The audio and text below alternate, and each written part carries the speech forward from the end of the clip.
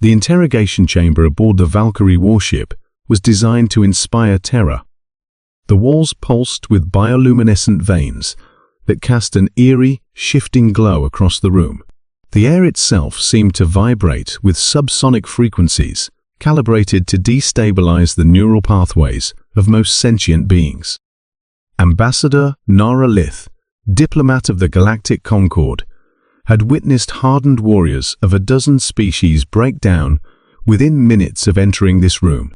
Yet the human before her sat calmly, his restraints seemingly more a formality than a necessity.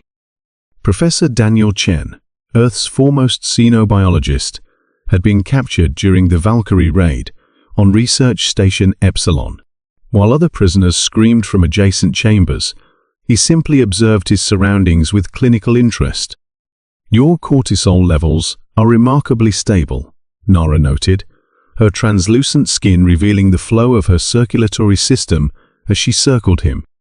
The Valkyrie had chosen her for this interrogation precisely because her species, the Lumidians, could detect physiological responses with uncanny accuracy. "Are humans immune to fear?" Chen smiled slightly. "Hardly. We experience fear quite intensely." "Then explain your composure. Our scans indicate you understand the situation you're in." "I do. You've seen what the Valkyrie do to prisoners." "I have." "Then why aren't you afraid, human?"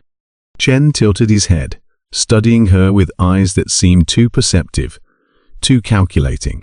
"Tell me, Ambassador Lyth, what do you know about Earth's history?" Nara's thin fingers flicked through a holographic display. "Your species survived multiple extinction-level events. You developed spaceflight relatively quickly after discovering atomic energy.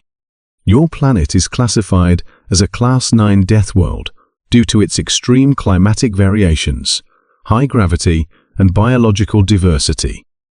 "That's the scientific record," Chen acknowledged. "But what do you know about our conflicts?" Something in his tone made the fluid in Nara's circulatory system slow slightly. "You had several global wars before achieving planetary unification."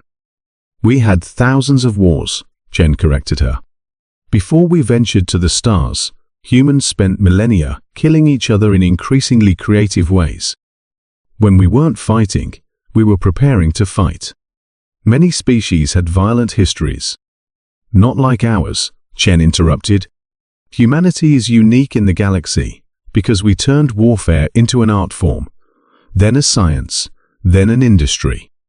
We're the only known species that developed weapons specifically designed to destroy our own planet multiple times over." Nara moved closer, fascinated despite herself.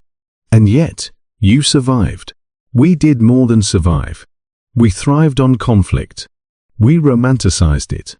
Our greatest heroes are often our most efficient killers." Chen leaned forward. "The Valkyrie evolved as apex predators, feared throughout their native ecosystems. But humans?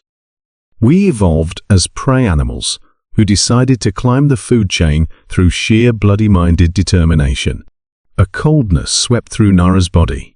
The monitoring systems would be registering her fear response now, not his. "You still haven't answered my question," she said, trying to regain control of the interrogation. "Why aren't you afraid?" Chen's smile broadened slightly. "Because I know something you don't." "And what's that?" "The distress signal from Epsilon Station was received 13 hours ago." For the first time, confusion registered in Nara's expression. "Impossible." The Valkyrie jammed all communications. "They tried," Chen acknowledged. "But you see, after centuries of trying to hide messages from each other, humans became very, very good at ensuring signals get through." A distant rumble vibrated through the ship. Then another. Alarm klaxons began to wail. "That," Chen said calmly, "will be the 5th fleet." "Your military vessels are light years away," Nara protested, but uncertainty had crept into her voice. "We're light years away," Chen corrected. "Humanity doesn't abandon its own, Ambassador. Not ever." The chamber door slid open, revealing a Valkyrie commander, his crested head lowered in what appeared to be submission. "The human vessels have disabled our weapons and engines," the commander reported. "Their commander demands we release all prisoners immediately." "You surrendered?" Nara couldn't hide her shock.